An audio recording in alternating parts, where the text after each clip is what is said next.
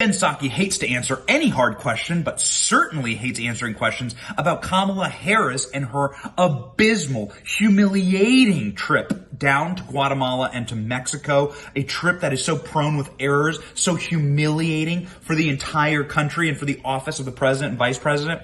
They just want to hide under a damn rock. And you could see that at the press conference where Psaki was asked time and time again about the trip and just was like, stop talking to me. It was amazing. Check out these awesome clips.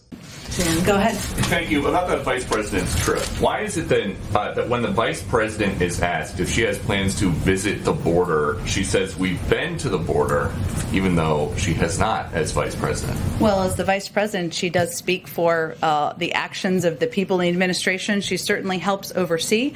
I expect that sometimes she may go to the border, Peter, but as you know, what her focus has been, what the assignment is specifically, is to work with leaders in the Northern Triangle. She's on a trip doing exactly that, exactly what the president asked her to do. And as we understand it, though, her main focus is to try to address the root causes of migration. Did somebody decide here that it would not be helpful for her to go to the border and talk to people who just migrated here?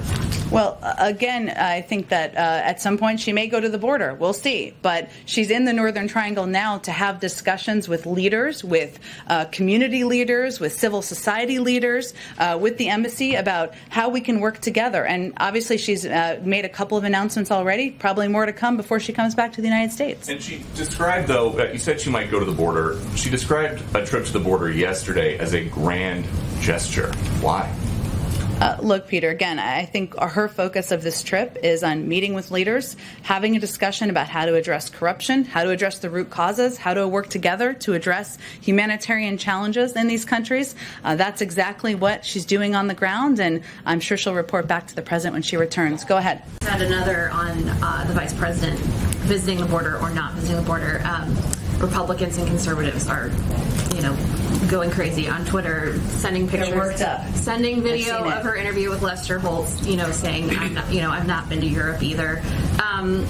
Does the president think there is a scenario in which she should visit the border, and also the mounting criticism from conservatives? Would that ever factor into a decision to send her down there? I mean, don't they have a point that if she has this task in front of her, should she not see the end cause as well as the root cause of migration? Well, first, as I said to Peter, at some point she may go to the border. I don't have any trips to preview for you or predict or a timeline for that. But what I would reiterate is that her assignment was to work with countries and leaders in the Northern Triangle to address root causes, address corruption, ensure we're working together to address humanitarian concerns.